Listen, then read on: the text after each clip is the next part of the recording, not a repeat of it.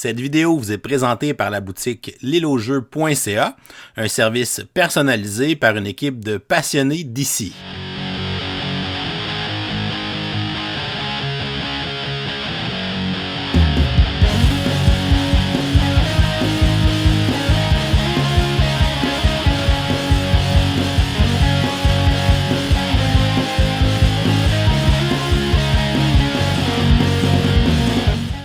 Salut les gamers, bienvenue à Professeur Board Game, je m'appelle David. Aujourd'hui à Board Game 101, je vous présente le jeu Twilight Inscription. C'est un jeu qui a été édité en 2022 par Fantasy Flight Games et qui est distribué au Canada par Asmodee Canada.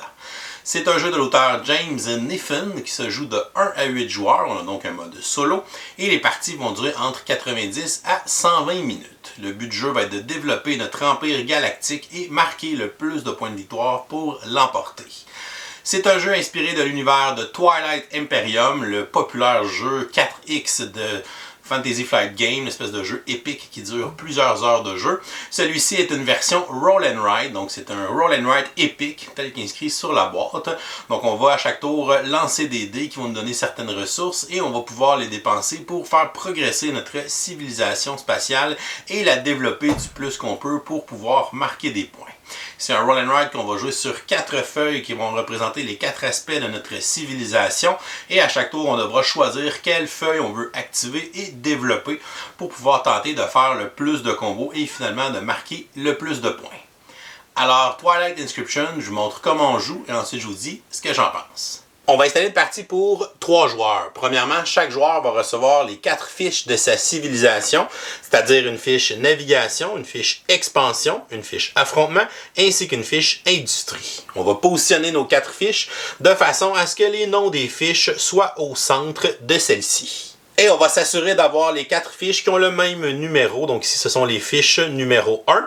Et on va les placer du côté A pour une première partie. C'est le côté de base, c'est-à-dire que tous les joueurs vont avoir des fiches identiques. On va ensuite remettre à chaque joueur une carte aide de jeu ainsi qu'un crayon effaçable qui est fourni dans le jeu. Chaque joueur va piocher au hasard 3 cartes factions et va les regarder et en choisir une pour la partie, remettant les autres dans la boîte de jeu. On va ensuite remettre la carte orateur au joueur le plus expérimenté avec le jeu. Ce n'est pas le premier joueur puisque tous les joueurs jouent de façon simultanée, mais c'est plutôt le joueur qui va diriger la partie pour qu'elle ait un bon fonctionnement. On va ensuite placer la fiche Mecatol Rex au milieu de la table sur le côté 3 joueurs et plus. L'autre côté est réservé pour les parties à 1 ou 2 joueurs avec les différentes pistes de progression de l'automa. On va former une pioche avec les cartes reliques qu'on va placer à côté de la fiche Mecatol Rex. On va ensuite prendre les cartes de projet de niveau 2 et on va en choisir une au hasard qu'on va placer sous la fiche. Les autres seront remises dans la boîte de jeu. Et on va faire pareil avec les cartes projet de niveau 3 ainsi que les cartes projet de niveau 4. On va ensuite prendre le paquet de cartes objectifs de navigation. On va choisir au hasard un objectif et on va le placer en haut de la fiche Mercatol dans l'emplacement de la même couleur que la carte. Et on va la placer du côté où il y a les 2 valeurs de points de victoire. Les autres cartes d'objectifs de navigation seront remises dans la boîte de jeu. Et on va faire la même chose pour aller se sélectionner un objectif d'expansion, un objectif industrie ainsi qu'un objectif affrontement. On va ensuite former la pioche de cartes événements pour la partie. On va commencer par séparer les cartes événements en 10 piles selon leur numéro et leur couleur. On va ensuite mélanger chacune de ces piles de façon séparée. On va commencer par former la pioche de bas vers le haut. On va donc commencer par les cartes 5. On va placer une carte bleue dans le bas de la pioche. Et on va ensuite alterner des cartes bleues et des cartes noires. Et on va ensuite procéder avec les autres numéros. Donc les cartes numéro 4, on alterne des cartes bleues et des cartes noires. Ensuite, on y va avec les cartes numéro 3. Et on va faire ceci jusqu'à temps qu'on ait placé toutes les cartes d'événements en alternance d'une couleur, d'une carte bleue avec une carte noire. On va ensuite prendre cette pioche de cartes événements et on va la déposer à côté de la fiche Mecatol Rex. Et finalement, on va placer les 6 dés à côté de la fiche Mecatol Rex. Une partie de Twilight Inscription se joue en plusieurs rondes. À chaque ronde, le joueur qui est l'orateur va aller retourner la première carte événement du paquet et va la lire à voix haute et on va ensuite appliquer les effets de cette carte. Il existe 4 types de cartes événements. On a tout d'abord les cartes stratégie qui vont nous donner un certain nombre d'icônes ressources sur la carte ainsi que sur les dés. Et cela va nous permettre de dépenser toutes ces ressources dans une de nos 4 fiches pour pouvoir développer notre civilisation. Il y aura aussi les cartes événements de guerre dans lesquelles on va pouvoir affronter nos 2 voisins selon les unités qu'on aura fabriquées dans notre tableau de guerre. On va se battre contre notre voisin de gauche ainsi que notre voisin de droite pour tenter de gagner des récompenses. Il y aura aussi des cartes d'événements de conseil dans lesquelles on va retourner une carte projet et les joueurs pourront dépenser de l'influence par des votes qu'ils ont accumulés par leurs conseillers pour tenter d'influencer sur l'acceptation ou le refus du projet qui va pouvoir influencer tous les joueurs. Il y aura aussi des cartes événements de production dans lesquelles nos industries pourront fabriquer des marchandises qui nous donneront accès à des ressources Joker qu'on pourra utiliser pour développer notre civilisation spatiale davantage. Et la partie va se continuer, on va enchaîner les cartes événements les unes après les autres pour appliquer leurs effets et continuer à faire progresser notre civilisation.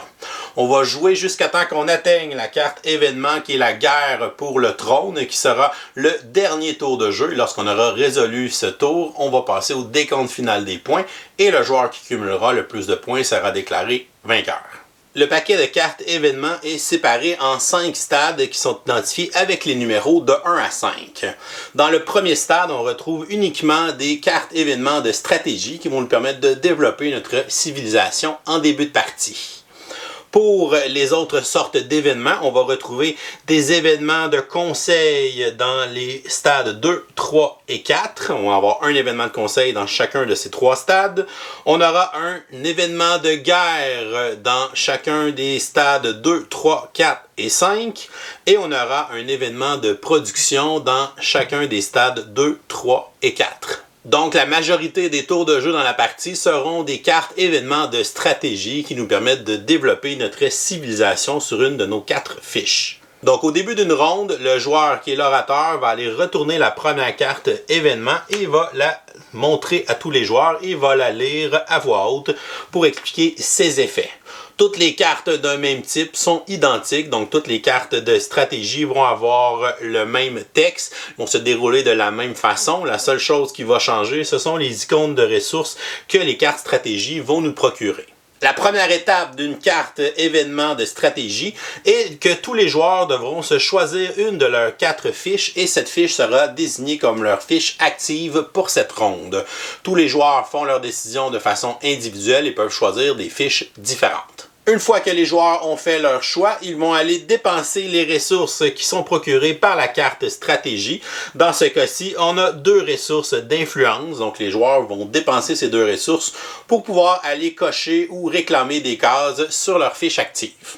Une fois que tous les joueurs ont dépensé ces ressources sur leur fiche active, on passe à la deuxième étape et l'orateur va prendre les 6 dés et va les lancer.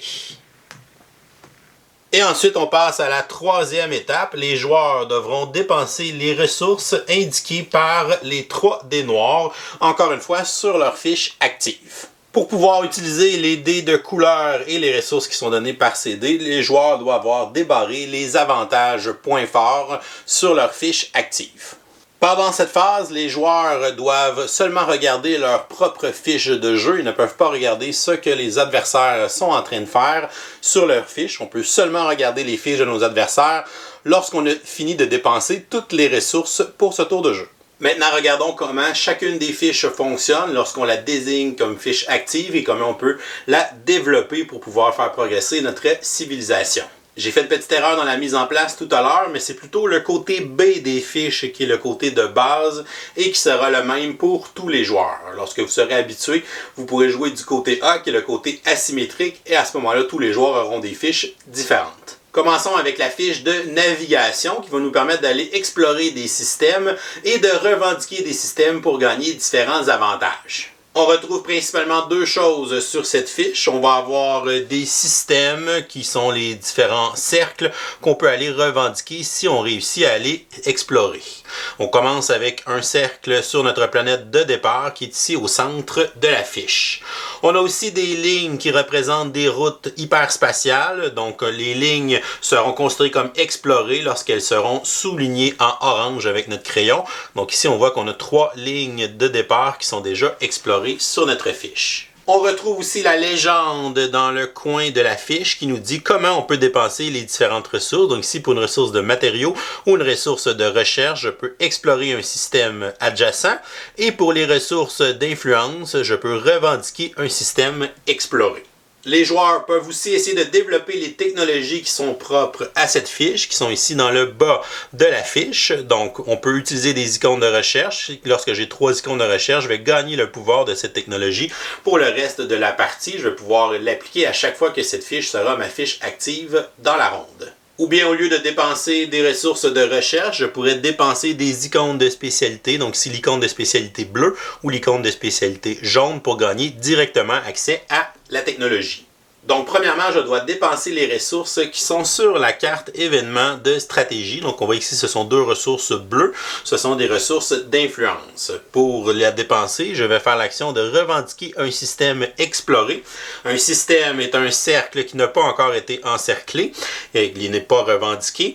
Et on doit avoir une route hyperspatiale qui se rend à ce système-là pour pouvoir l'explorer. Donc présentement, j'ai le choix de 3 systèmes que je peux revendiquer. Je peux revendiquer le système planétaire qui est ici. Je peux revendiquer le système ici qui donne une commodité. Et je peux revendiquer le système ici qui donne 2 points de victoire. Tout au long de la partie et sur chacune des 4 fiches, on va souvent revendiquer des avantages en les encerclant. Il y a 2 types d'avantages. On a les avantages qui sont des pointillés, comme celui-ci. Ce sont des avantages où on doit bénéficier de l'avantage immédiatement, donc lorsqu'on va l'encercler. Et on a des avantages que c'est plutôt des tirets, comme celui-ci ou celui-là. Ce sont des avantages qu'on n'est pas obligé d'utiliser immédiatement, mais on pourra les utiliser plus tard dans la partie lorsqu'on en aura de besoin. Donc avec ma première ressource d'influence, je vais aller revendiquer le système planétaire qui est ici. Je vais donc l'encercler. Comme c'est un avantage avec des tirets, je ne suis pas obligé de l'utiliser immédiatement. Les planètes vont nous servir à débloquer des planètes sur notre fiche d'expansion pour pouvoir s'étendre et gagner d'autres avantages à ce moment-là. Et avec ma deuxième ressource d'influence, je vais aller revendiquer le système qui est ici. Lui, c'est un avantage pointillé, donc c'est un avantage immédiat. Il me donne une commodité rouge, ce qui va me permettre d'aller sur ma fiche d'industrie et d'aller barrer la première commodité rouge dans la piste, donc celle qui est la plus à gauche dans le tableau des industries. Une fois que tous les joueurs ont dépensé les ressources de la carte stratégie, l'orateur va lancer les dés et les joueurs devront ensuite dépenser les ressources des 3 dés noirs. Pour avoir accès aux ressources des dés de couleur, le joueur doit avoir débloqué certains avantages sur d'autres fiches qui vont lui permettre d'aller faire un tiret sur un des dés de couleur, un ou plusieurs des dés de couleur. Donc si par exemple j'avais un avantage qui me permet de débloquer le dé rose pour cette fiche, lorsque je vais activer cette fiche et qu'on est rendu à la phase des dés, je vais utiliser les 3 dés noirs et en plus je vais utiliser le dé rose. Donc chaque fiche a un potentiel de débarrer les 3 dés de couleur si on va chercher les avantages points forts correspondants. Les dés de couleur sont associés à chacune des 3 ressources, donc le dé rose pour les matériaux, le dé vert pour la recherche et le dé bleu pour l'influence. Et ils ont aussi 2 faces parmi les 6, qu'il y a 2 symboles de la ressource qu'ils donnent. Mais pour l'instant, au début de la partie, on n'a pas débarré aucun autre dé de couleur, donc on va seulement dépenser les ressources des 3 dés noirs. J'ai donc un symbole de chaque ressource, une ressource de matériaux, une ressource de recherche et une ressource d'influence. On va aller faire la première action ici qui est d'explorer un système adjacent. Donc je vais utiliser ma ressource de matériaux pour pouvoir explorer. Lorsqu'on explore, c'est qu'on va prolonger les lignes hyperspatiales à partir des endroits où on a déjà exploré. Donc je peux continuer mes lignes orange vers d'autres systèmes. Donc je pourrais par exemple continuer, donc je pourrais prendre ma ressource pour continuer le chemin ici et me rendre jusqu'au système suivant. Je pourrais utiliser ma ressource de recherche pour aller faire une autre exploration et je pourrais décider d'explorer de ce système jusqu'au prochain. Et finalement, pour ma ressource d'influence, je pourrais décider de revendiquer le système ici qui donne 2 points de victoire. Donc, c'est un système avec des tirets. Donc, ce sont des points de victoire. Ils seront seulement comptabilisés dans le décompte final à la fin de la partie. Maintenant, si on regarde les autres choses qu'on peut faire sur cette fiche, donc dans les prochains tours de jeu, lorsqu'elle deviendra ma fiche active, je vais continuer à faire différentes actions pour la développer. Regardons tout d'abord les deux technologies qu'on peut développer dans la navigation. Donc, je peux avoir l'économie intégrée. Donc, si jamais je réussis à cocher les 3 symboles de recherche, on n'est pas obligé de les faire dans le même tour de jeu. On peut les échelonner sur plusieurs tours. À chaque fois que je dépense une ressource de recherche, je vais aller barrer un des 3 symboles. Et lorsque j'aurai les 3, à ce moment-là, je pourrai encercler pour montrer que j'ai cette technologie et que je vais pouvoir utiliser son pouvoir à chaque fois que je vais désigner la fiche de navigation comme affiche active. Lorsque j'ai cette technologie, je peux aller revendiquer 2 petits systèmes qui sont explorés de façon gratuite. Donc, par exemple, je pourrais revendiquer les 2 petits systèmes ici qui me donneraient chacun une commodité bleue que je vais aller cocher dans mon tableau d'industrie sur la piste des commodités bleues. Pour la deuxième technologie, disons que j'ai dépensé un avantage de spécialité bleue et que j'ai obtenu dans une autre fiche, dans un autre tour de jeu, et que j'ai débarré les propulseurs gravitationnels. Lorsqu'on a cette technologie, on peut aller explorer les trous de verre qui se situent un peu partout sur la carte pour pouvoir se téléporter à un autre trou de verre. Par exemple, si je continue d'explorer, donc je prends une ressource pour explorer ici, et je prends une autre ressource pour explorer et aller dans le trou de verre. Je peux seulement le faire lorsque j'ai la technologie des propulseurs gravitationnels, sinon on ne peut pas explorer les trous de verre. Lorsqu'on explore un trou de verre, on va prendre n'importe quel autre trou de verre sur la carte et on va sortir de celui-ci et se rendre au système adjacent. Il existe des systèmes qui sont vides. On peut quand même revendiquer un système qui est vide, mais il ne nous donne aucun avantage. Cela peut peut-être nous aider à accomplir un objectif ou bien activer un pouvoir de faction. On peut aussi revendiquer un avantage de faction. Donc, si je revendique cet avantage, je vais l'utiliser immédiatement puisque ce sont des pointillés. Et on va regarder sur notre feuille, notre carte de faction. Et on va activer l'icône qui correspond au même symbole de l'activation du pouvoir de faction. Et on va aller appliquer son effet. Ici, c'est la terraformation qui va pouvoir me permettre d'aller faire des choses sur la fiche d'expansion. On a aussi des avantages qui nous permettent d'obtenir des cartes reliques. Donc, si jamais j'explore des systèmes et que je réussis à me rendre au système qui est ici, à le revendiquer, c'est l'icône des cartes reliques. À ce moment-là, je vais aller piocher la première carte relique de la pioche. Je vais regarder son pouvoir. C'est soit un pouvoir à appliquer instantanément ou un pouvoir que je vais pouvoir activer plus tard dans la partie. Dans le cas du le syncrétone, on doit l'utiliser immédiatement. Sur la fiche Industrie, revendiquez 3 cases de votre choix ou détruisez 5 cases de votre choix. Donc, je vais aller appliquer cet effet sur ma fiche Industrie. Ensuite, je vais inscrire la valeur de points de victoire de la relique dans la case que je viens de découvrir. Et la dernière chose qu'on peut faire sur la fiche de navigation, c'est de tenter d'aller revendiquer la capitale de l'Empire perdu, qui est la capitale Mecatol Rex. Donc, si je réussis à explorer et à revendiquer le système Mecatol Rex, ça va me donner des récompenses. Je vais aller prendre la fiche Mecatol Rex et on voit ici que je suis le premier à la découvrir puisqu'aucun nom n'a été inscrit. Donc, je vais inscrire le nom de ma faction. Donc, ici, c'est les Titans. Les Titans de Udul. Je vais prendre ma récompense qui est 7 points de victoire et qui est 4 votes. Pour la récompense des 7 points de victoire, je vais aller l'écrire directement dans la case de Mecatol Rex. Comme ça, un 7. Donc, on va pouvoir le compter dans le décompte final. Et pour mes 4 votes, je vais aller dans la fiche d'industrie et je vais encercler ici 4 votes dans la zone des votes.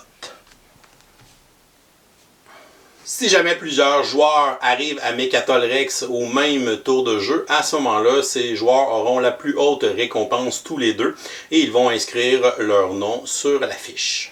Maintenant, regardons la fiche d'expansion. C'est une fiche qui nous permet d'aller se développer sur différentes planètes, mais pour ce faire, on doit d'abord débloquer les planètes avant de pouvoir aller cocher des cases sur celles-ci pour gagner différents avantages. Pour débloquer une planète, on doit avoir dans la fiche de navigation obtenu des avantages de planète.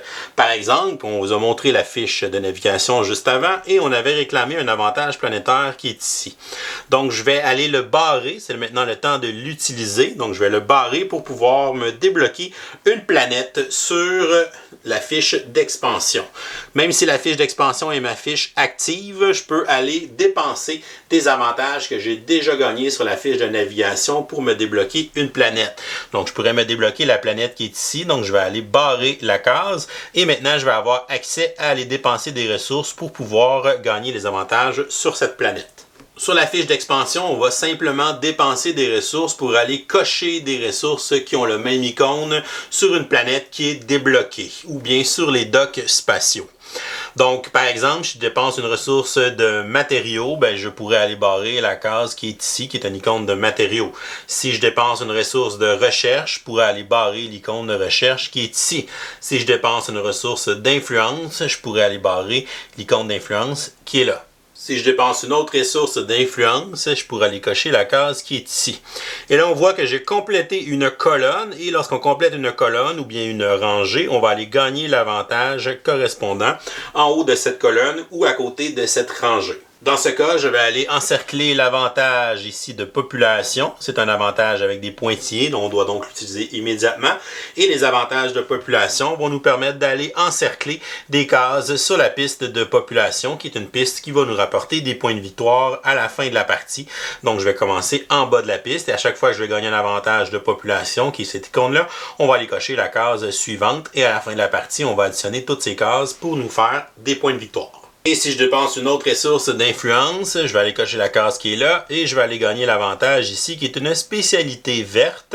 Et comme c'est un avantage avec des tirets, c'est un avantage que je peux décider d'utiliser plus tard. Et lorsque je vais venir l'utiliser, je vais venir barrer la case tout simplement. Ce sont des avantages qui nous permettent généralement d'aller chercher des technologies directement ou d'aller débloquer d'autres aspects de nos fiches. Mis à part les 5 planètes qu'on peut aller développer, on peut aussi aller sur les docks spatiaux sur cette fiche et on n'a pas besoin d'aller les débloquer, ils sont toujours accessibles. Les docks spatiaux peuvent nous donner des avantages de points forts pour le dé vert, le dé rose et le dé bleu. Donc c'est une façon d'aller chercher un dé supplémentaire pour une de nos fiches. Chaque dock peut être débloqué en dépensant un certain nombre de ressources. Donc ici c'est 5 ressources de matériaux pour obtenir l'avantage point fort du dé vert, 4 ressources d'influence pour obtenir un avantage point fort des roses ou 3 ressources de recherche pour obtenir un avantage point fort de dés bleus. On remarque aussi qu'il y a une alternative, donc au lieu de dépenser toutes ces ressources, on peut dépenser tout simplement un système planétaire. Donc je peux aller barrer un avantage de planète sur ma fiche de navigation pour pouvoir gagner directement l'avantage de point fort dans un dock. Si je le dépense avec des ressources, je ne suis pas obligé de toutes les dépenser dans le même tour. Donc, je pourrais en cocher 2 dans un tour, une autre le tour suivant et 2 autres, les 2 dernières dans un tour plus tard. Mais disons que j'ai réussi à aller barrer un avantage de planète sur ma fiche de navigation. Je vais gagner instantanément cet avantage et je ne suis pas obligé de le dépenser tout de suite. Je peux le dépenser sur n'importe quelle de mes 4 fiches. Donc, lorsque je choisis une fiche comme fiche active, je peux dépenser l'avantage de points forts pour aller justement barrer le dé et qui sera maintenant actif pour le reste de la partie dans cette fiche. Donc, ça va me donner accès aux ressources du dé vert lorsque je vais aller faire l'action d'expansion. Mais on n'est pas obligé de le dépenser dans cette fiche-là. On pourrait le dépenser dans la fiche de navigation, dans la fiche d'industrie ou dans la fiche d'affrontement. Et comme les autres fiches, on a aussi accès à 2 technologies qu'on peut déverrouiller soit avec des ressources de recherche ou bien en utilisant des avantages de spécialité. Ici, c'est un avantage de spécialité rouge ou un avantage de spécialité vert pour l'autre technologie. Pour le procédé d'assemblage, lorsque je vais l'avoir déverrouillé, une fois par activation, lorsque cette fiche est ma fiche active, je peux barrer un avantage qui est non revendiqué sur une planète qui est débloquée et ça va me permettre de barrer 2 icônes ressources. Donc par exemple, je pourrais barrer l'avantage qui est ici, c'est-à-dire que je lui renonce, je ne pourrai jamais l'obtenir, mais ça va me permettre d'aller barrer 2 cases ressources et ça me permettrait ici d'obtenir cet avantage de spécialité. Et pour les motivateurs neuronaux, une fois par activation, lorsque c'est notre fiche active, on peut, sur chaque planète qui est débloquée, on peut aller barrer une ressource de matériaux ou une ressource d'influence, donc les roses ou les bleus, sur une ligne ou une colonne qui possède un avantage de population. Dans le haut de cette fiche, on retrouve aussi 3 pistes de ressources, donc matériaux, influence et recherche. Donc ces pistes ne servent à rien en tant que telles, ce sont des aides de jeu pour nous aider à tenir compte du nombre de ressources qu'on a dépensées dans notre tour de jeu. Donc si on veut à chaque fois qu'on dépense une ressource, on peut aller le barrer dans ces pistes-là pour s'assurer qu'on n'a pas oublié de dépenser aucune ressource. Parce que lorsqu'on commence à faire des combos, tout ça, c'est facile d'oublier un symbole de ressource. La troisième fiche est la fiche d'industrie. Donc, si je désigne cette fiche comme ma fiche active, je vais pouvoir dépenser les ressources pour faire les actions qui sont indiquées ici dans la légende. Donc, on a une action qui est faite avec les ressources de matériaux qui nous permet de détruire une case non marquée adjacente à une case marquée. Et pour les ressources d'influence et de recherche, on peut faire l'action de revendiquer une case qui est non marquée, mais qui est adjacente à une case détruite. Donc, ces actions font référence au tableau d'industrie qui est ici. On peut aussi dépenser un avantage spécialité bleue pour effectuer jusqu'à 4 fois l'action du matériau, donc l'action de détruire des cases, ou on peut dépenser un avantage spécialité jaune pour pouvoir faire jusqu'à 3 fois l'action avec une ressource bleue, donc la ressource d'influence qui permet de revendiquer des cases. Les avantages spécialité bleue et spécialité jaune peuvent provenir de n'importe quelle de nos fiches où on les a gagnées. Les joueurs commencent avec un X sur leur grille d'industrie, donc c'est une case qui est détruite, qui est un X. Si une case est encerclée, elle est considérée comme revendiquée. Si elle a un X, elle est considérée comme détruite. Si elle a un X ou qu'elle est encerclée, elle est considérée comme étant une case marquée. Donc, si je commence avec l'action qui me permet de revendiquer une case, je dois revendiquer une case qui n'est pas marquée, donc qui n'a pas de X ni qui est encerclée, mais cette case doit être adjacente à une case qui est détruite, donc adjacente à une case où il y a un X. Donc, je pourrais dépenser une ressource bleue ou une ressource verte pour aller revendiquer la case qui est ici, par exemple, puisqu'elle est adjacente à la case où il y a le X. C'est un avantage de commodité bleue qui va me permettre d'aller cocher la prochaine commodité bleue dans la piste dans le bas du tableau d'industrie. Ensuite, je pourrais dépenser une ressource de matériaux, une ressource rose, pour aller détruire une case qui n'est pas revendiquée ou qui n'est pas détruite déjà. Et elle doit être adjacente à côté d'une case qui est déjà marquée, donc une case qui est soit encerclée ou soit qu'il y a un X. Donc, par exemple, je pourrais aller détruire la case qui est ici, puisqu'elle est adjacente à une case qui est revendiquée. La case qui est détruite, on ne gagne pas l'avantage qui se trouve à l'intérieur et plutôt on renonce à cet avantage puisqu'on ne pourra jamais le gagner. Par la suite, je pourrais décider de dépenser d'autres ressources de recherche ou d'influence pour aller revendiquer l'avantage qui est ici. C'est un avantage de point fort de dés verts. Je vais donc pouvoir gagner le dé vert dans une de mes fiches lorsque je vais décider de venir l'utiliser en le barrant. Je pourrais aussi décider d'aller gagner l'avantage qui est là, qui est une commodité jaune, puisqu'il est adjacent à une case détruite. Je vais aller barrer la première commodité jaune dans la piste, dans le bas du tableau d'industrie. J'ai aussi disons que j'ai une autre ressource à dépenser. Je vais aussi prendre l'autre commodité jaune qui est à côté. Elle est aussi à côté d'une case détruite, donc je peux la revendiquer. Et je vais aller barrer la prochaine commodité jaune dans sa piste. Lorsqu'on a barré les cases de commodité d'une colonne au complet, on va aller avancer sur notre échelle de production. Donc ici, la première colonne, dès que j'ai une commodité jaune, je vais pouvoir mettre un tiret en dessous du premier icône de production. Et ici, j'ai réussi à faire la première colonne, qui était un icône de chaque couleur. Et je vais donc progresser sur mon échelle de production, ce qui va me permettre de faire plus de marchandises lorsqu'on va tomber sur une carte événement de production.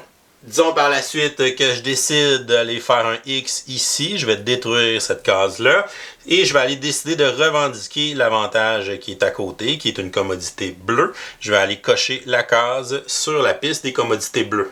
On voit ici que j'ai atteint un avantage de point de victoire, donc je vais automatiquement le gagner lorsqu'on va l'atteindre sur cette piste. Si on gagne un avantage de conseiller, on va aller mettre un tiret sur le prochain conseiller dans la piste des conseillers et chaque conseiller va me donner un vote supplémentaire que je vais gagner lorsqu'on va avoir une carte événement du conseil. À certains endroits, on voit qu'il y a d'autres X qu'on peut potentiellement faire pour avoir accès à des zones où il y a des cases qui sont meilleures. Il peut y avoir même 2 commodités à l'intérieur de la même case. Pour avoir accès à ces endroits, on doit dépenser l'avantage de spécialité. Donc, si c'est un avantage de spécialité vert, on a vu que j'en ai gagné un tantôt sur ma fiche d'expansion. Je pourrais aller le barrer sur ma fiche d'expansion et ça va venir me permettre de faire un X à cet endroit, donc de détruire cette case-là. Et maintenant, je vais avoir accès aux cases qui sont adjacentes pour pouvoir aller les revendiquer. Donc, je pourrais ici revendiquer 2 commodités bleues, ce qui me permettrait de cocher les 2 prochaines cases dans le tableau d'industrie. Et je pourrais ici revendiquer un avantage point fort de des roses pour aller acheter le des roses à une de mes 4 fiches. Et comme les autres fiches, on a aussi accès à 2 technologies qu'on peut développer en dépensant des symboles de recherche ou en dépensant l'avantage de spécialité qui est demandé. On a d'abord l'algorithme d'intelligence artificielle. Lorsqu'on a cette technologie, on peut revendiquer gratuitement toutes les cases qui sont au moins adjacentes à 3 cases détruites. Et on a la psycharchéologie qui nous permet une fois par activation, lorsque la fiche industrie est ma fiche active, je peux choisir n'importe quelle case qui contient un avantage conseillé et je peux décider de détruire cette case ou bien de la revendiquer. Et la 4e fiche est la fiche affrontement. Elle va nous permettre d'aller dépenser les différentes ressources pour pouvoir faire la construction des unités de combat qu'on va pouvoir aller placer dans les zones de combat. On a 8 zones de combat en tout. On en a 4 contre notre voisin de gauche et 4 contre notre voisin de droite, puisqu'on va avoir 4 cartes événements de guerre pendant la partie. Donc, chaque zone va servir à une des guerres. Donc, ici, contre mon voisin de gauche, par exemple, ça va être pour la première guerre, la deuxième, la troisième et la 4e. Et même chose contre mon voisin de droite, première guerre, deuxième guerre, troisième et 4e guerre. On a plusieurs sortes d'unités qui sont représentées soit par un point pour l'infanterie, soit par plusieurs nœuds pour les différents vaisseaux qu'on peut faire dans notre flotte. Il y a les cuirassés et les soleils de guerre qui sont verrouillés au début de la partie. Pour avoir accès aux 2 plus puissantes unités de combat, on doit dépenser un avantage spécialité rouge ici pour débarrer les cuirassés et un avantage spécialité vert pour débarrer les soleils de guerre.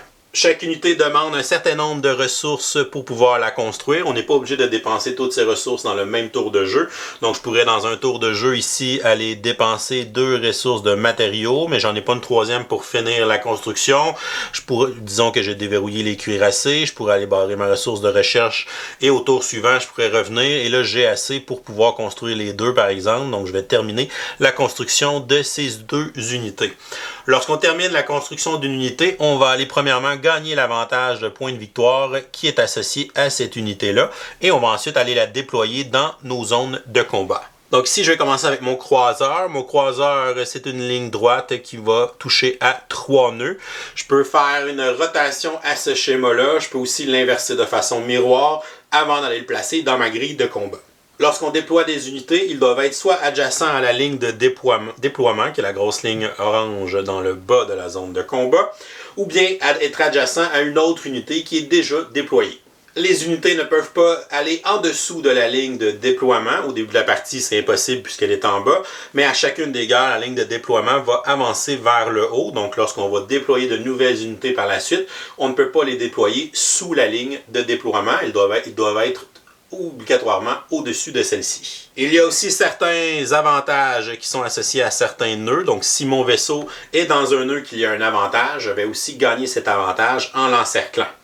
On a aussi des points rouges qui sont les points d'anomalie. Ce sont des points où on ne peut pas placer d'unité là. Donc, ce sont des points morts qu'on ne peut pas placer d'unité. Donc, je vais aller placer mon croiseur pour prendre les 3 nœuds qui sont ici. Donc, c'est une ligne droite de 3 nœuds. Il est adjacent à ma ligne de déploiement. Et j'ai traversé un avantage, un point de victoire. Donc, ici, je peux l'encercler pour le gagner. Pour mon cuirassé, je vais le faire... Donc, il prend 3 de haut, mais 3 de long. On peut les faire croiser plusieurs cadrans gauche-droite avec la même unité. Donc, je vais le tracer ici. Et ça va me donner 2 avantages de points de victoire avec mon cuirassé. La majorité des unités de combat sont en nombre limité. Donc, je peux seulement faire 2 soleils de guerre. Je peux faire 4 cuirassés au maximum. Il y en a un qui se fait avec un avantage ici de spécialité rouge. Je peux faire 4 croiseurs au maximum. Je peux faire ici des SOP, je peux en faire des SDP plutôt, je peux en faire seulement 4 aussi, mais les infanteries qui est seulement un nœud, je peux en faire comme je veux dans la partie. Et on a aussi accès à 2 technologies sur la fiche affrontement. Pour la première technologie, la logistique de flotte, on va ajouter 3 à notre force de guerre si on a au moins 2 unités qui sont déployées uniquement de ce côté-là, donc qui ne sont pas séparées entre les 2 côtés. Et les infanteries ne comptent pas dans les unités pour cet avantage de technologie. Et l'autre technologie, la diode de transport, à chaque fois qu'on va activer la fiche d'affrontement, on peut déployer 2 infanteries gratuitement, mais chaque infanterie doit être adjacente à une autre unité et elles peuvent être placées sous la ligne de déploiement. Maintenant, regardons les autres types de cartes événements qu'on peut rencontrer à partir du stade 2. Premièrement, regardons les événements de guerre. Donc, on aura 4 événements de guerre dans la partie. Un au stade 2, un au stade 3, un au stade 4 et un au stade 5, qui sera aussi le dernier tour de jeu, puisque la carte pour gagner le trône est une carte de guerre. Donc, premièrement, lorsqu'on va révéler une carte d'événement de guerre, on va commencer par avancer la ligne de déploiement au prochain emplacement disponible, qui sont les lignes en pointillés sur les zones de combat. Donc, la zone de déploiement sera maintenant rendue à cet endroit-là. Ensuite, on va comptabiliser notre force de combat contre chacun de nos voisins, contre notre voisin de gauche et notre voisin de droite. Donc, c'est la zone qui est en dessous de la ligne de déploiement qu'on vient de tracer. Donc, la zone est ici contre mon voisin de droite et la zone qui est là contre mon voisin de gauche. Notre force militaire sera représentée par le nombre de nœuds qu'on a dans cette section. Donc, contre mon voisin de gauche, j'ai 1, 2, 3, 4, 5, 6, 7 nœuds au total. Donc, je vais inscrire un 7 dans cette case. Et contre mon voisin de droite, j'ai seulement un nœud, donc j'ai 1 de force de combat. On pourrait avoir des bonus qui proviennent de la technologie de la logistique de la flotte, ou on peut aussi avoir des bonus qui proviennent de la carte de navigation. Donc, si j'ai revendiqué le système qui est là, j'ai +1 contre mon voisin de droite dans les guerres. Et si j'ai revendiqué le système qui est ici, j'ai +1 contre mon voisin de gauche. Donc, si j'ai ces systèmes, je vais aussi ajouter les bonus en conséquence. On va ensuite comparer notre force avec notre voisin de gauche. Donc ici, j'ai 7 contre mon voisin de gauche. Disons que lui a obtenu 4, donc c'est moi qui remporte la guerre. À ce moment-là, je vais aller encercler l'avantage qui est au-dessus, qui est une récompense. Ici, c'est un avantage vert que je vais pouvoir utiliser pour débarrer d'autres choses dans la partie. Je vais ensuite regarder pour mon voisin de droite, j'ai une force de 1, lui a une force de 5, j'ai perdu ce combat-là. Lorsqu'on perd un combat, on va plutôt encercler l'avantage qui est en dessous, qui est une pénalité. Donc ici, c'est -1 point de victoire qui sera cumulé à la fin de la partie. Si jamais 2 joueurs sont à égalité, à ce moment-là, les joueurs ne gagneront pas de récompense et n'auront pas de pénalité. Ils vont simplement barrer les 2 avantages. On va faire un X sur les 2, donc personne ne gagne rien. Dans les stades 2, 3 et 4, on aura aussi des cartes événements de production. Lorsqu'on va avoir ces cartes événements, on va aller regarder dans notre tableau d'industrie quelle est notre production de marchandises. Ce sont les icônes ici avec les +1 marchandises sur lesquelles on a mis des tirets. Donc, on a fait toute la colonne avec les commodités. Donc, ici, j'en ai 1, 2, 3, 4, 5. J'ai donc une production de 5 marchandises. Je vais donc aller encercler 5 marchandises dans le tableau des marchandises. Les marchandises sont des ressources joker, donc je peux décider d'utiliser des marchandises n'importe quand dans les phases de stratégie pour pouvoir les dépenser et les utiliser comme des ressources de notre choix. Et ici, à la fin de la partie, j'ai encore des marchandises qui ne sont pas utilisées. Chaque 2 marchandises va nous donner 1 point de victoire. Durant les stades 2, 3 et 4, on aura aussi une carte événement du conseil. Donc, lorsqu'on va déclencher cette carte événement, on va faire une phase de conseil, c'est-à-dire qu'on va aller retourner la carte projet de la phase dans laquelle on se trouve. Donc, ici, c'est le projet numéro 2 pour la phase 2. On va révéler cette carte. L'orateur va lire les 2 options à voix haute pour que tous les joueurs les comprennent. Donc, on a une option pour le projet approuvé et une option pour le projet rejeté. Ensuite, les joueurs vont gagner un certain nombre de votes selon le nombre de conseillers qu'ils ont sur la piste des conseillers. Donc ici, j'ai seulement le premier conseiller, donc je vais gagner immédiatement un vote. Donc je vais encercler un autre vote dans la réserve des votes. Ensuite, les joueurs pourront utiliser les votes qu'ils ont accumulés pour essayer d'influencer la décision du conseil vers l'approbation du projet ou vers le refus du projet pour savoir quel effet de jeu va s'appliquer. Les joueurs vont faire cette étape de façon simultanée et en secret. On va donc cacher le nombre de votes qu'on place, ainsi que si on coche l'approbation ou le refus du projet, on va garder ces informations-là cachées et ça va se faire dans la case de vote qui est ici. Premièrement, on va soit cocher qu'on veut approuver le projet ou qu'on veut le refuser. Donc, disons que je veux approuver ce projet-là parce que je trouve que l'effet va m'avantager un peu plus. Ensuite, parmi les votes que j'ai accumulés jusqu'à maintenant, donc ici j'ai 1, 2, 3, 4, 5, 6, 7 votes. Je pourrais décider d'utiliser mes 7 votes ou je pourrais en utiliser moins de 7 pour en garder pour la prochaine phase de vote. Disons que je vais dépenser un total de 4 votes. Je vais donc inscrire un 4 dans la case de vote. Lorsque tous les joueurs auront inscrit le nombre de votes ainsi que coché une des deux options, on va révéler ces informations à tous les joueurs. L'orateur va alors compiler les joueurs pour l'approbation du projet ou pour le refus du projet dans le bas de la fiche Mecatol Rex. Donc, si au total, on a eu 7 votes pour l'approbation et on a eu 5 votes pour le refus en cumulant les votes de tous les joueurs présents dans la partie. Si jamais c'est une égalité entre les votes pour approuver ou pour refuser le projet, à ce moment-là, on va lancer un dé noir et si on obtient un icône de matériaux, à ce moment-là, le projet va être approuvé. Et si on obtient un icône de recherche ou bien une icône d'influence, à ce moment-là, le projet sera rejeté. Mais comme ce n'est pas le cas présentement, puisqu'on a 7 votes pour approuver le projet et 5 pour le refuser, on voit qu'il y a une majorité pour l'approbation. C'est donc cet effet de jeu qui va aller s'appliquer.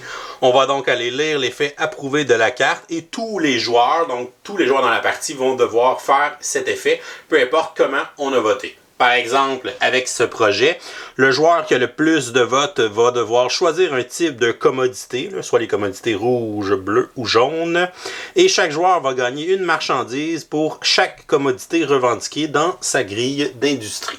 Une fois que tous les joueurs ont appliqué cet effet, on peut défausser la carte projet et la retourner dans la boîte de jeu. Et ensuite, les joueurs vont aller cocher les votes qu'ils ont dépensés. Donc, j'ai dépensé 4 votes dans ce conseil. Donc, je vais aller barrer 4 votes parmi ceux que j'avais. Et je vais ensuite effacer ce qui se trouve dans la case de vote. Pendant la partie, les joueurs auront aussi l'opportunité d'accomplir les 4 cartes objectifs. On a une carte objectif par fiche, donc on a un objectif de navigation, un d'expansion, un d'industrie et un d'affrontement. Chaque objectif va nous demander de revendiquer certaines choses sur cette fiche pour l'accomplir. Par exemple, si on regarde l'objectif de navigation, c'est d'avoir exploré la capitale Mecatol Rex, ainsi que les 2 systèmes qui donnent des bonus lors des guerres.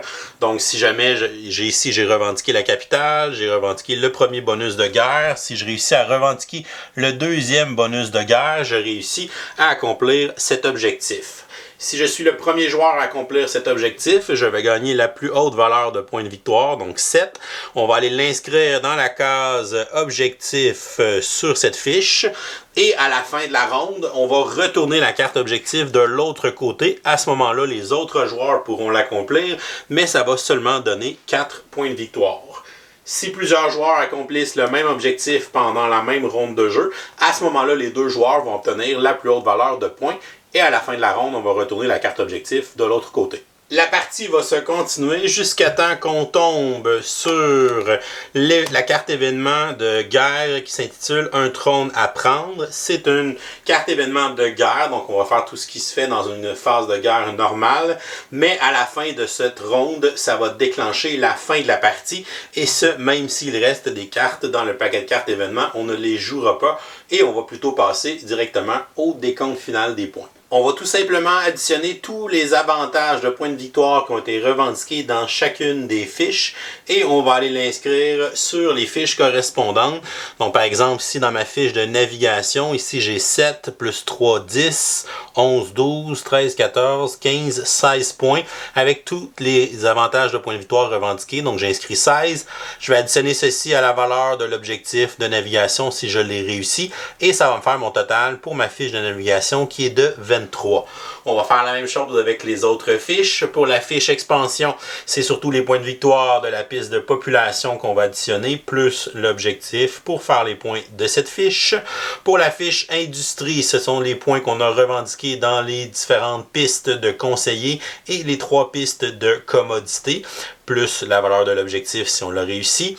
Et pour l'affrontement, on a les avantages de points de victoire revendiqués pour toutes les unités qu'on a construites pendant la partie, plus celles qu'on a gagnées pour les dernières guerres qui vont donner 3 points de victoire chacune, tous les objectifs de points qu'on a revendiqués sur le plateau, et on a les pénalités qu'on va soustraire pour faire notre total pour cette fiche, et on va aussi l'additionner avec la valeur de l'objectif pour avoir le total de cette fiche. On va ensuite additionner le total de nos 4 fiches ensemble et on va aller enregistrer notre score final sur la fiche de Mecatol Rex à côté du nom de notre faction.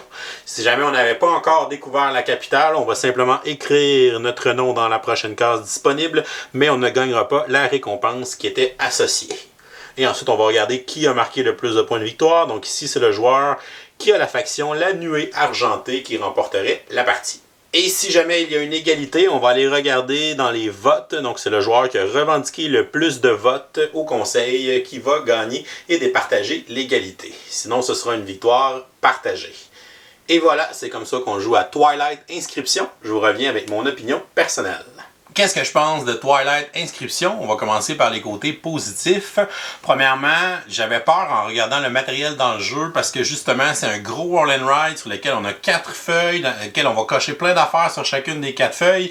Puis ça fonctionnait avec des crayons effaçables, donc j'avais vraiment peur que, justement, en écrivant sur une feuille, avec mon bras, j'efface la moitié des affaires que j'ai écrites sur la feuille d'à côté, puis que ça soit vraiment un peu chaotique. Mais finalement, non. Ils ont vraiment fait un bon choix éditorial et ils sont allés chercher vraiment une qualité exceptionnelle dans les crayons. C'est la première fois que je vois des crayons effaçables comme ceux-là. C'est des crayons qui vont sécher rapidement.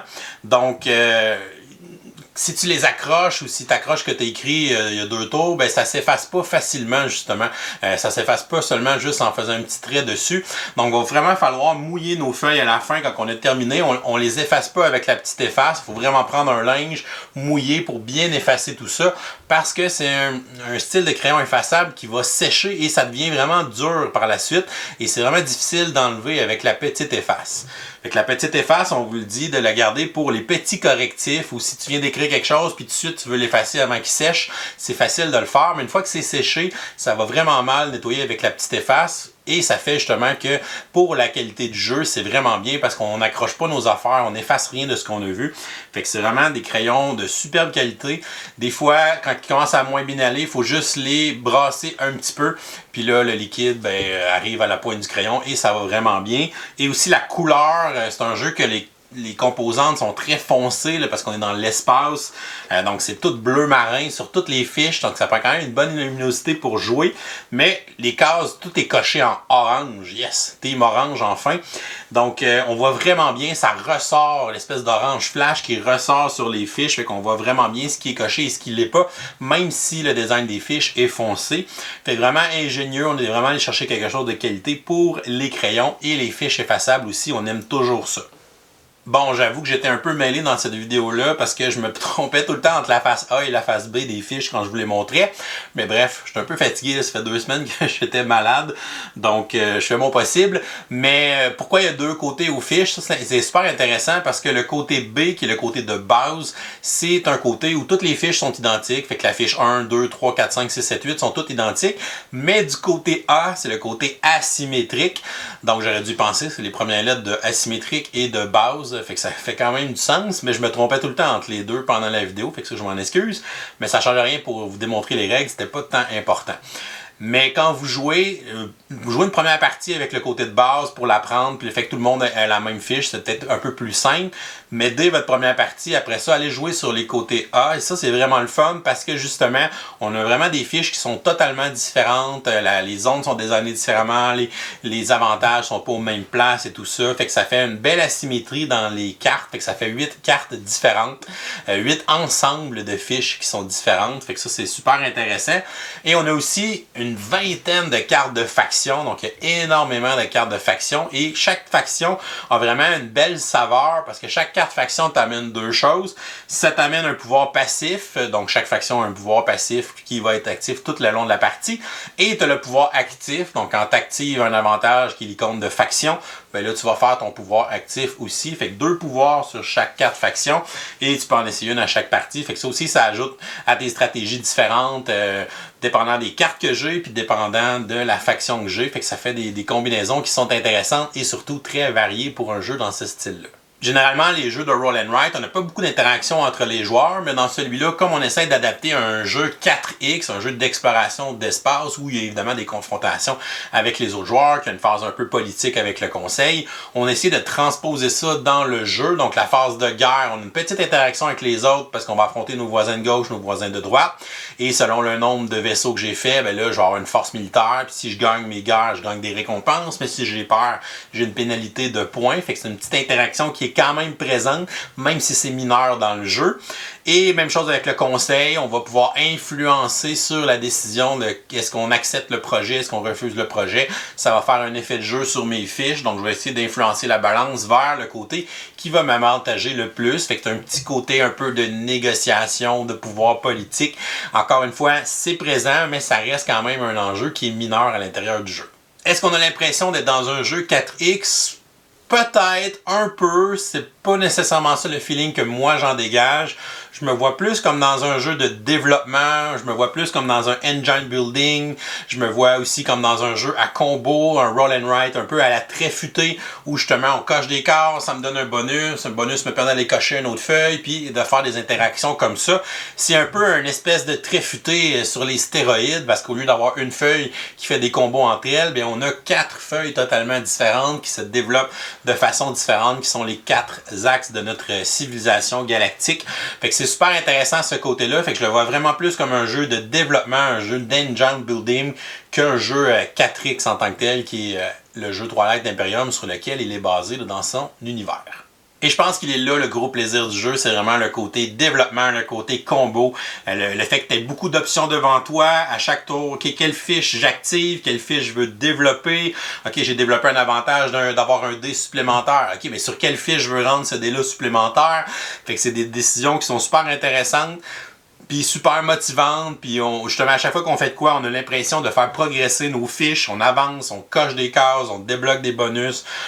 Plus tard, on va aller reprendre des choses qu'on a cochées pour pouvoir se débarrer d'autres avantages ou débarrer accès à des nouvelles affaires sur les autres fiches.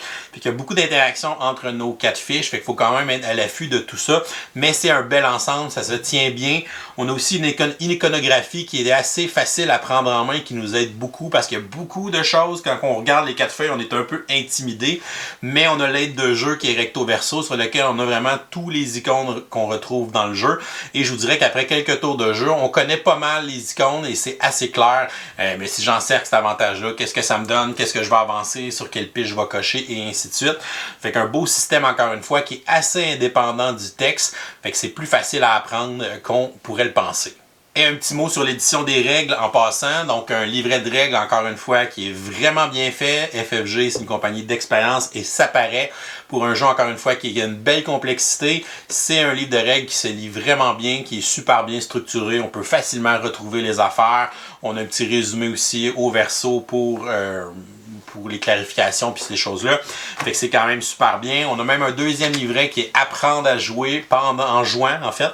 Donc, c'est une façon d'apprendre à jouer dans laquelle les 4 premiers tours de jeu, on va te faire activer chacune des fiches une à la fois pour te montrer justement comment elles fonctionnent puis te guider dans tes premières actions à l'aide de chacune des fiches. Puis après ça, ben là, tu peux aller lire un petit peu les autres règles, mais tu vas avoir compris le principe de base de chacune des fiches en jouant ces 4 tours de jeu-là accompagnés de ce petit feuillet-là. Fait qu'une autre façon d'apprendre en jouant qui ressemble un peu à un tutoriel de jeu vidéo. Fait que c'est toujours une façon qui est agréable d'apprendre à jouer parce qu'on est tout de suite dans l'action. Fait que vraiment un petit bijou côté édition des règles. Un petit mot sur le mode solo. En fait, si vous jouez à 2 joueurs, vous serez obligé d'ajouter l'automa pour créer justement un deuxième voisin à chacun des joueurs quand on va faire la guerre. Et ça va aussi modifier un peu la façon que la phase de conseil va se dérouler. Et c'est la même chose si vous jouez seul. Ben là, vous allez avoir l'automa va représenter vos deux voisins à la place, mais c'est le même principe. Il est quand même super facile à gérer. Vous allez juste placer le plateau Mecatol Rex de l'autre côté. Vous allez avoir plusieurs pistes qui sont la force de l'automa. Et dans le fond, à chaque tour, quand on lance les dés, on va regarder les 3 dés de couleur et on va aller cocher la case, dépendamment s'il y a 1 ou 2 symboles sur chaque dé de couleur, on va aller cocher la case correspondante dans la piste et l'automa va progresser dans certains aspects du jeu.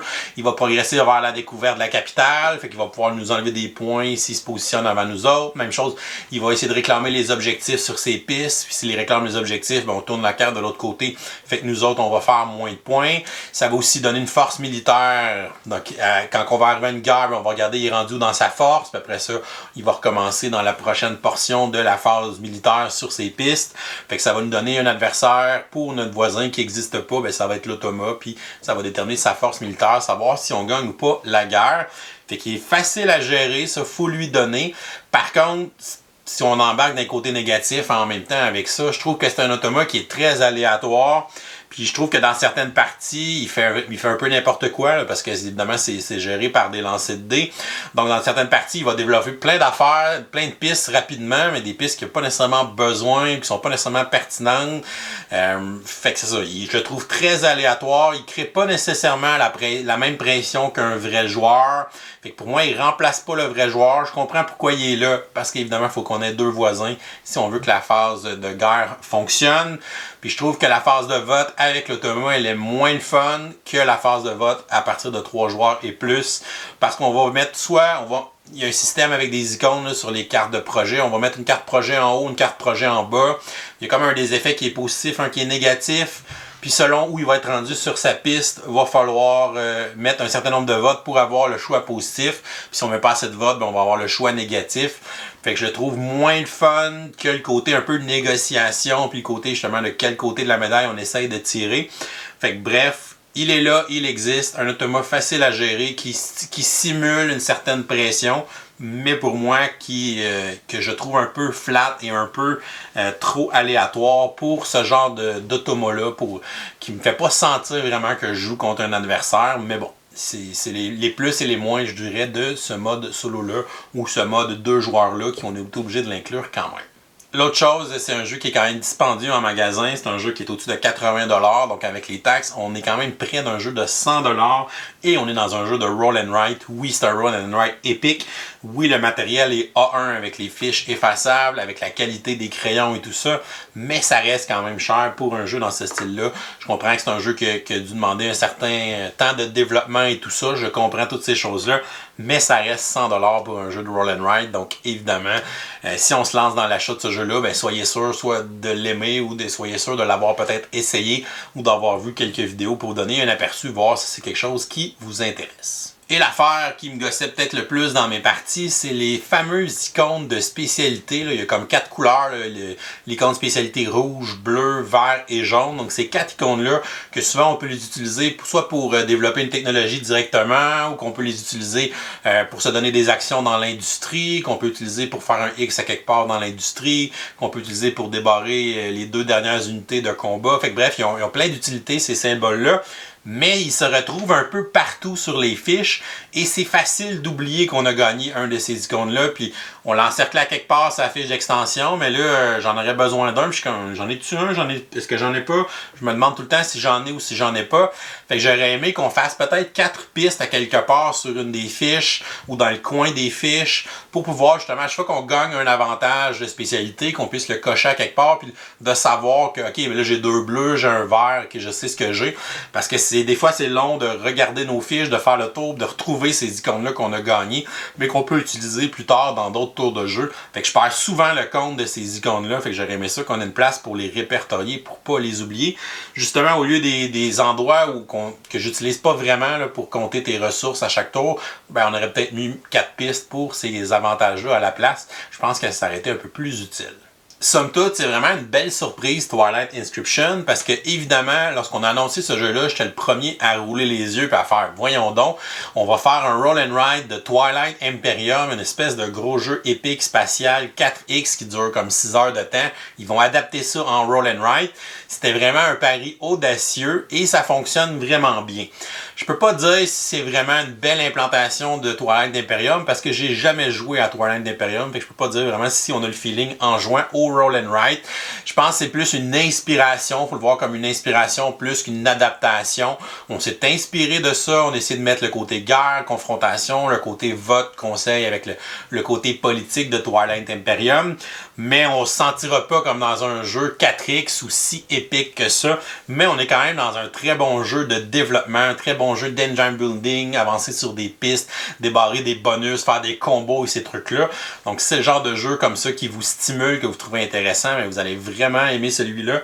Puis il y a vraiment un bon matériel, comme je disais, le fait que les fiches sont différentes, le côté asymétrique est vraiment le fun, le côté qu'il y a un paquet de factions qui sont vraiment cool aussi, ils sont le fun, les pouvoirs de faction, fait qu'on a vraiment une impression différente quand on joue une autre faction d'une partie à une autre, fait que déjà c'est beaucoup de variété dans un jeu comme ça, fait que ça c'est super le fun.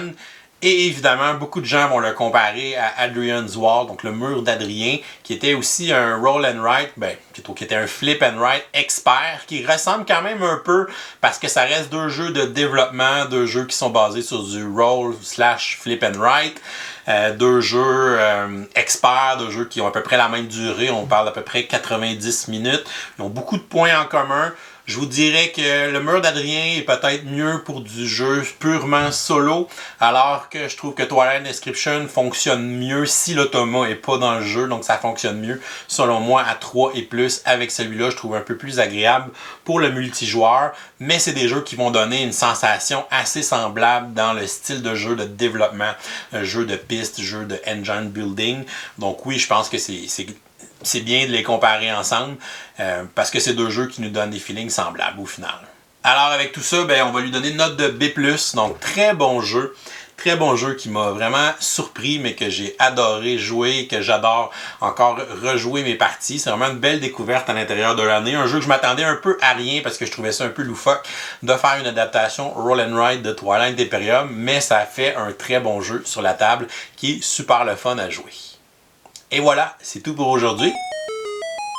Oh, c'est vrai, on est lundi. On va donc vous donner une question du jour pour participer à notre concours du lundi pour les mois de novembre et décembre 2022, dans lequel vous pourrez gagner le jeu Endless Winter. Donc, la question du jour est la suivante. Quel jeu aimeriez-vous voir adapté en roll and write? Donc, donnez-nous des choix un peu improbables, un peu drôles, un peu loufoques, justement, parce que ça, c'était un pari risqué avec Twilight Imperium. Fait que lancez-nous des idées un peu drôles sur qu'est-ce qu'on pourrait adapter en roll and write. Donc, genre Gloomhaven en roll and write, on sait jamais. On sait jamais. Le roll and write, ça explose de partout, ça sort un peu de nulle part. Bref, c'était des jeux vraiment à la mode. Si vous n'êtes pas encore abonné à la chaîne, vous pouvez le faire en cliquant le petit bonhomme ici en bas. Sinon, vous pouvez nous suivre sur Facebook, Twitter ou Instagram à Professeur Board Game. Et si vous aimez les vidéos qu'on fait, vous pouvez nous supporter sur notre campagne Patreon, qui vous donne aussi accès à notre serveur Discord. Je vous souhaite à tous une excellente fin de journée et continuez de gamer.